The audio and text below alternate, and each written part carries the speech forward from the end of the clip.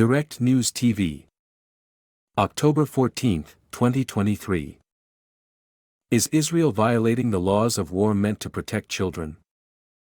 Thousands of Palestinians are fleeing to already overwhelmed areas in the south of Gaza through unsafe conditions that could especially pose a risk to children, at least 447 of whom have already been killed in Israeli airstrikes since Saturday.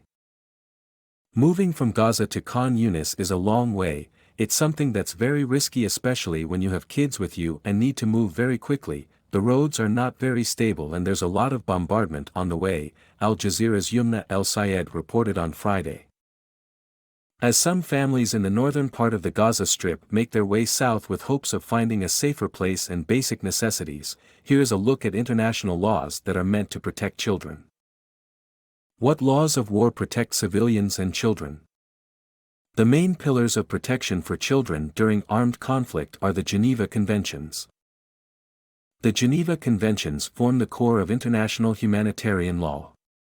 Their 4 conventions were adopted over a series of treaties between 1864 and 1949. The Fourth Geneva Convention, adopted in 1949 in the aftermath of World War II, is centered on affording protection to civilians, including in occupied territories. On July 6, 1951, the still newly formed State of Israel ratified the Geneva Conventions, one of 196 countries to have done so. How do the Geneva Conventions apply to Palestinian children?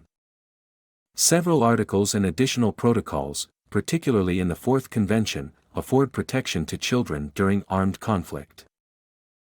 These include establishing hospitals and safety zones for children under the age of 15, ensuring access to essential foodstuffs, clothing and tonics for children in areas that are under siege, special care for children who are orphaned or separated from their families, evacuating children to safe areas and reuniting them with their families. When children are evacuated, ensuring that ministers of all religions, medical personnel, and medical equipment are available where children are moved.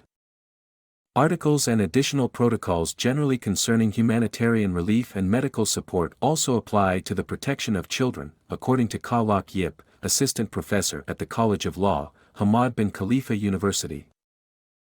The main source of protection for children in armed conflicts derives from the children's status as civilians, assuming that they are not taking a direct part in hostilities, said Lak Yip.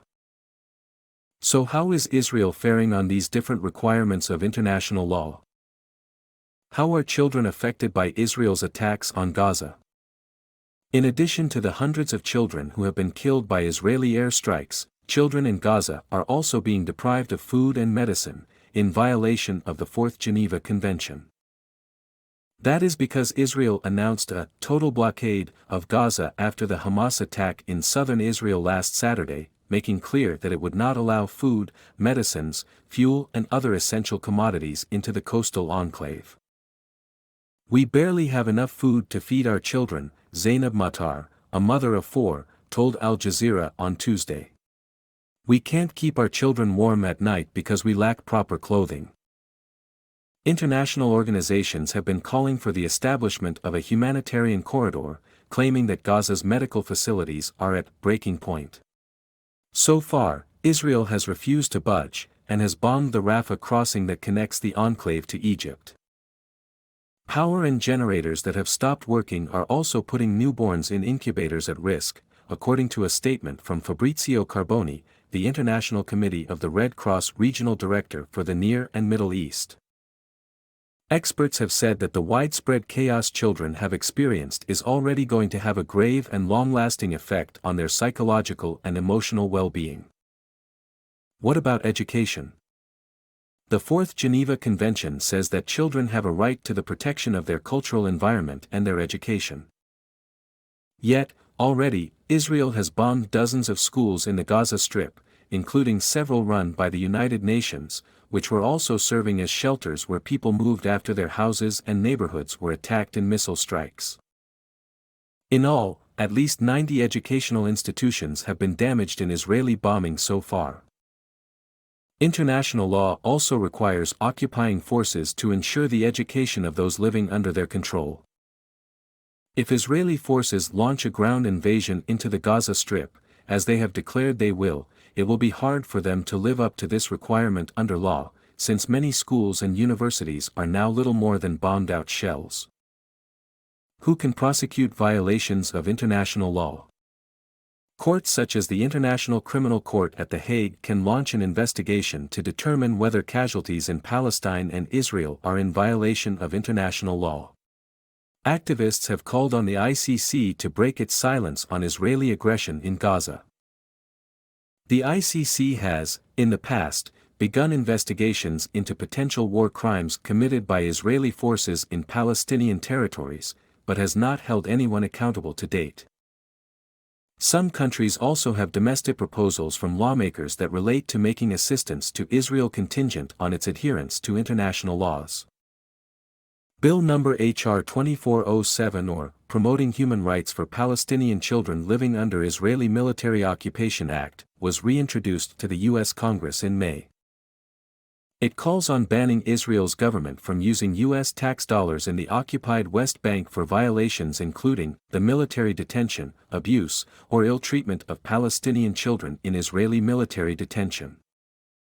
Betty McCollum, a congresswoman behind the bill, said that the United States was providing billions to Israel's government each year, money that should not go towards actions that violate international law and cause harm but instead to Israel's security. What has happened to past violators of war laws? Although the Geneva Conventions require violations to be punished, prosecutions have rarely occurred in the past for a variety of reasons, including that the state officials themselves have been implicated, the accused persons are not within the jurisdiction of the states, or because of other political sensitivity, said Locke Yip via email. In the event of potential violations, investigations and prosecutions are handled by the ICC. In some cases, special courts may also be set up. However, Israel, the United States, and Russia are among countries that do not recognize the jurisdiction of the ICC.